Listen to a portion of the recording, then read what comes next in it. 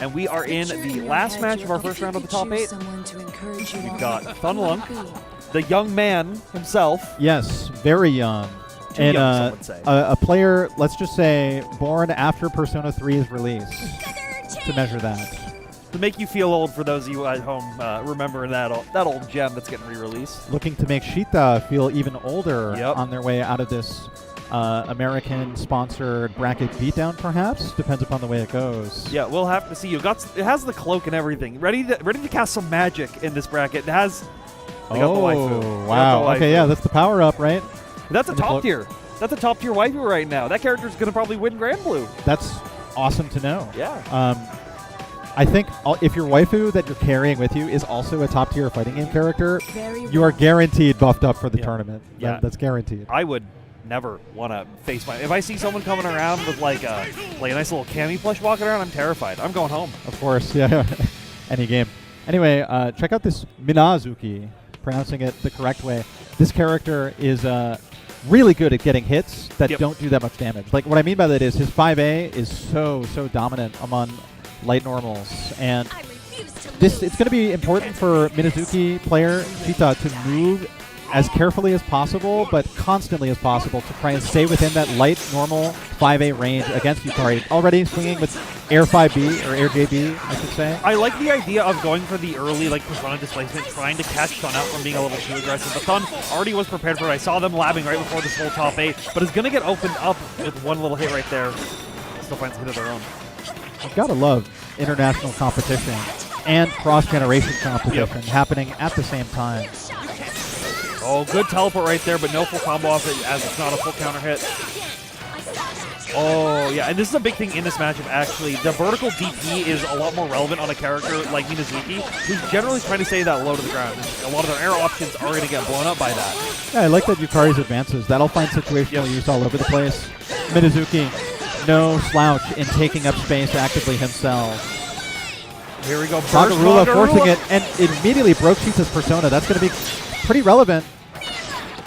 Yeah, getting the EX arrow as well, like adding onto that damage. Like THUN really just trying to take full control over where they can.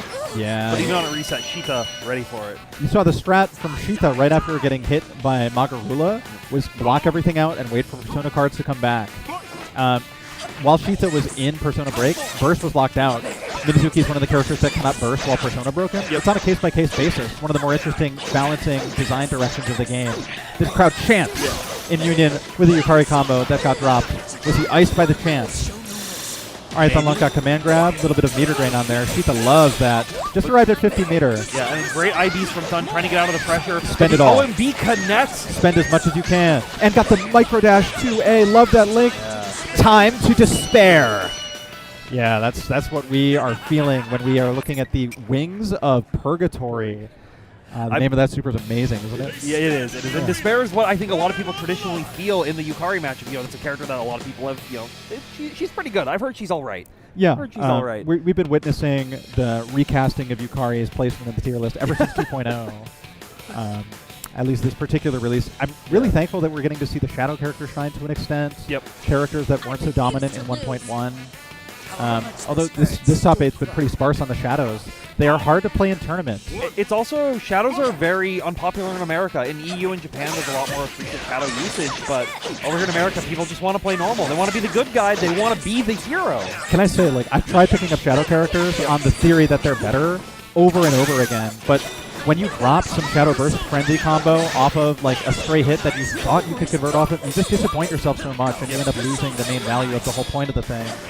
I mean, you have to practice a lot, basically. I like being a human, what can I say? Yep. Sometimes you be more than human, though, to get through this right now. SHIITA doing a great job getting these IVs, getting these techs, and finding even some great stray hits right here whenever they can, but THUN getting a big combo Spend right as much here. as you can, right? Oh, actually, SHIITA got a ton of awakening. Magarula! And the guard cancel immediately got blown up and murdered. Double arrow. How did that not kill? Yeah, it was just not enough. I think that extra little bit of awakening helped them out. Double DP, getting the knockdown. Ooh, double DP again, but this time it was THUN LUNK's rolling through with invincibility and becoming invincible again, moving forward with that DP. That was dangerous for sure, but was in a hard situation either way. I respect this from THUN LUNK, and my respect isn't even what matters. What matters is the life bar, the corner position, especially right now. SHIITA secured it. Oh, and a great jump out right there. Gets the air there, but unfortunately not turned the right direction. And so now SHIITA going to be able to take control. Of course, this is Persona. We can control where we face in the air manually. The best unique mechanic in this game that no other game has had since. It's kind of crazy that no other games really had it. It's such a good mechanic. Yeah. Here we go. Great IVs from THUN right now. Just really trying to find these opportunities from SHIITA to not do anything. Whoa, where are you going? It's Magarula. You can't roll through that. He's just been getting hit from every single Magarula. THUN have the exact perfect timings on them.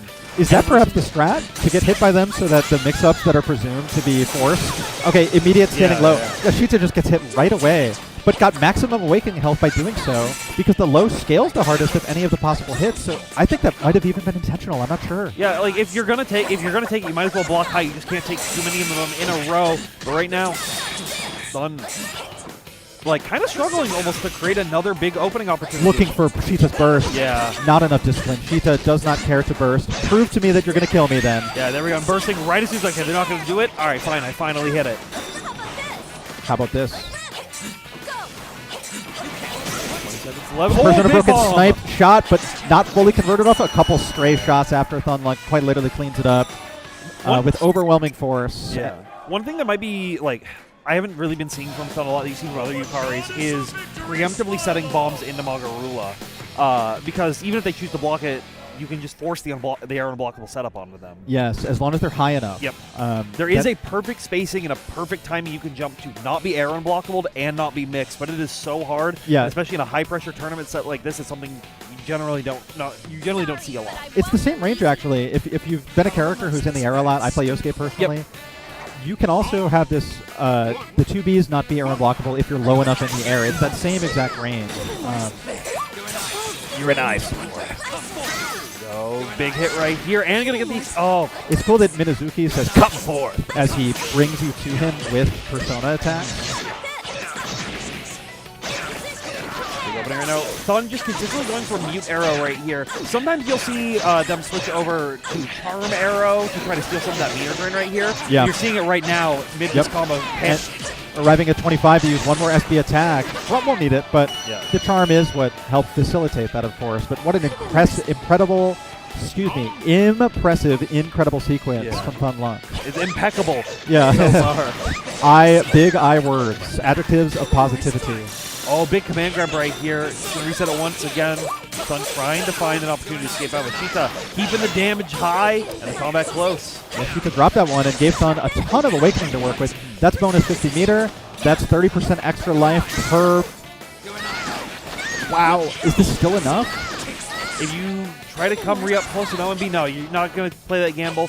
Just keep it safe. Know that you have a great life lead, but it is Yukari, so you have to teleport to get around those arrows. Right. All-out attack is or not all-out attack, but it kind of functions like when it's very slow.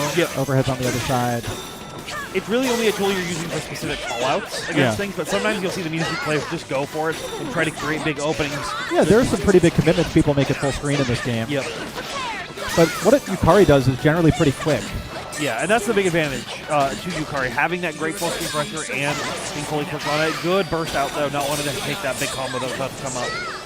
Yeah, SHIITA did it, but is outside of Awakening. Maybe going to try and get supers to put himself there, and DP Ender from the air. Double Awakening, simultaneous portraits on the screen. Here comes Magarula, getting hit on purpose again, but it's Awakening life, so it does no damage, right? Oh, wow, DP, and it kills with Wings of Purgatory. It doesn't kill, it wasn't SP Wings! Where's the SP Wings? SP Survival Knife trying to close that ground distance. But the Persona call right there from SHIITA closes it out, knocking THUN LUNK out of the tournament and getting Minazuki move forward. Yeah, I'm very impressed with that match. I don't lament that it's 1-2 because it just means our game is stable, but I just never get tired of watching players go at it for the first time like this. Yep.